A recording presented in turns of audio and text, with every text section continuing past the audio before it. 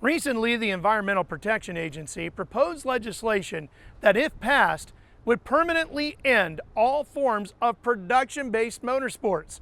This includes all motorcycle competition, power sports, and of course, automobile racing.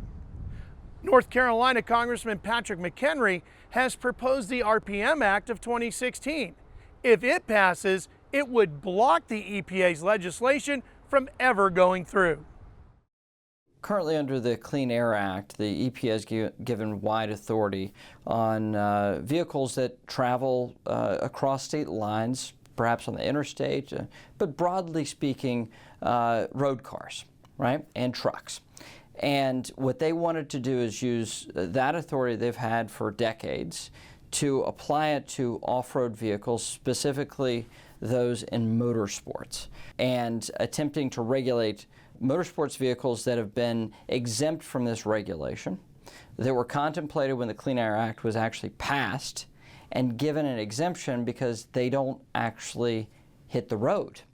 The vehicles that they're talking about are production-based, which means they would have impacted a significant portion of the motorsports industry, not just the people that compete, but also the parts manufacturers, racetracks, installers. This was a pretty widespread impact on the community, isn't it? Oh, absolutely. This is not just the folks hitting the track, their short track on a Saturday night. It's the thousands of people that are employed based off of that one short track. It's a pretty wide-ranging impact that this would have. It's not just hobbyists, but those people that actually make their living installing, manufacturing, creating parts for the motorsports industry.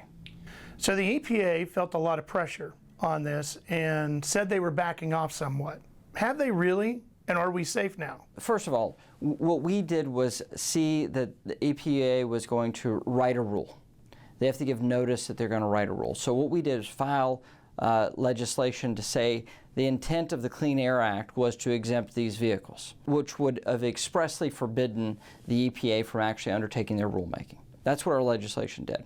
What we were able to do in a short period of time is get a broad-based bipartisan support for stopping the EPA's actions. So after this, and after the national attention was brought to bear, the EPA announced that they were not going to undertake this rulemaking. They can restart it at any time. All that means is they're currently not writing rules that they previously were writing. So this is where your RPM Act of 2016 comes into play. And can you explain what that is and why it's so important that it actually passes? First of all, once the EPA puts out notice they're going to undertake a rulemaking, the only way to stop that is to pass a law to prevent it.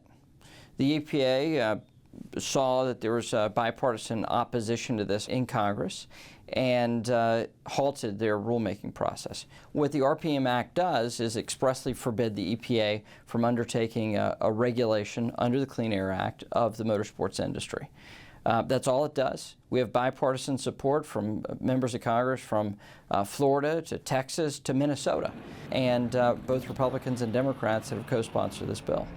My goal is to have the RPM Act voted on in the House of Representatives before the end of the summer.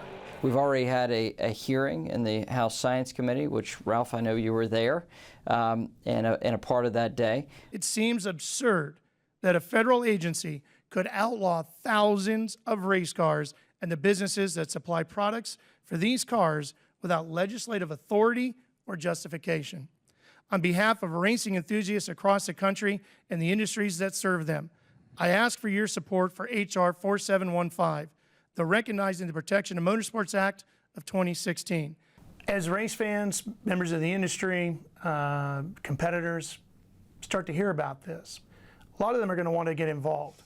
What can they do? It's imperative that members of the public, people that understand the industry, call their members of Congress, call their senators, let them know about this, write, email, and ask them to look at the piece of legislation and to also understand the impact that the motorsports industry has on this country. If this got through from the EPA, obviously this hits production-based racing. There's nothing that says they would stop there either, is there? Because the next step would be to go after racing all the way from the very bottom to the very top. Much more broadly. And what this is a toehold into it.